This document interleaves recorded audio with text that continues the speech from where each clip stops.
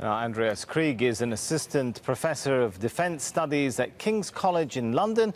Joins us now from London on Skype. Good to have you with us. So whether we're talking about detaining princes, whether we're talking about companies that don't pay their bills, that are owed money by the Saudi government, allegedly, does all of this point to the Saudi state's need for cash? Is that the sort of connecting factor in all of this?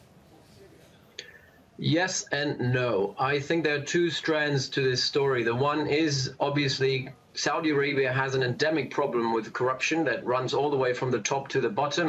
It's a rentier state. As a rentier state, it has problems with corruption, people receiving of money. There are problems with how money is being distributed in the country. This is something Mohammed bin Salman has to address, and he also has to use harsh measures to do so. On the other hand, I think there is also this political side of it. I think there is a Mohammed bin Salman, a crown prince in Saudi Arabia, who tries to consolidate power, and not just to fight corruption, but also to basically amass power for himself that he can exercise politically. So there are certain people that have been imprisoned who I don't think have been somewhat directly involved in business scandals. Someone like Prince Mattab, for example, who's been a very powerful player within the Saudi political sphere. These people have been sidelined as well during that purge, and I think that suggests to me, similar to the case of Hariri, that here this corruption narrative is used as an excuse to basically purge the country of potential dissidents or oppositional figures, people that don't like to play along with Mohammed bin Salman's political and economic agenda. What do you make of the statements from officials? They've raised $120 billion from detained princes. I mean, what does that mean for the budget and for the state of finances, if that's true? If that's true, I think that is quite an interesting calculation. I'm not sure they were able to raise $120 billion. That's a lot of money, but we need to understand this within the context of Saudi finances today. Saudi this year is supposedly at least run a deficit of $52 billion after running a similar deficit last year and the previous years. Since in 2014, we've seen that drop in oil prices.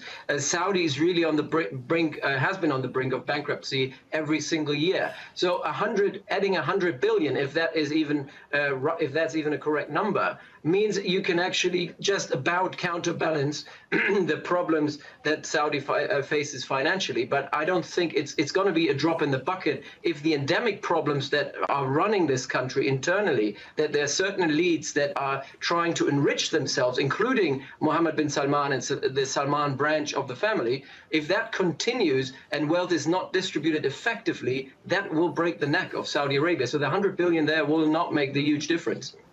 I've got a couple of questions. Hopefully we'll have time for them. One is what this whole case means for investor confidence.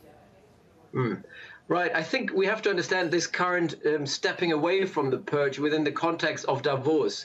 I mean, the world's public is now focusing on, international economic developments. Saudi Arabia plays or wants to play a very important part of this. Agenda 2030 is supposed to play a very important part of this in terms of raising investor confidence. So in this current context, I think having someone like Prince Talal, for example, speak out publicly, as he did yesterday, shows that, the Saudis are trying to use him as somewhat the poster child of liberalism. They're trying to appeal to investors overseas, saying, we realize that what we did and the way we did it with that purge last year, we completely undermined business confidence and investor confidence in Saudi Arabia. Because let's face it, there is a country that says we want to fight corruption, and we just misappropriate or nationalize certain privately owned assets and privately owned companies. That obviously undermines investor confidence. Now they're trying to come back and say it's actually all not that bad. We came to a settlement.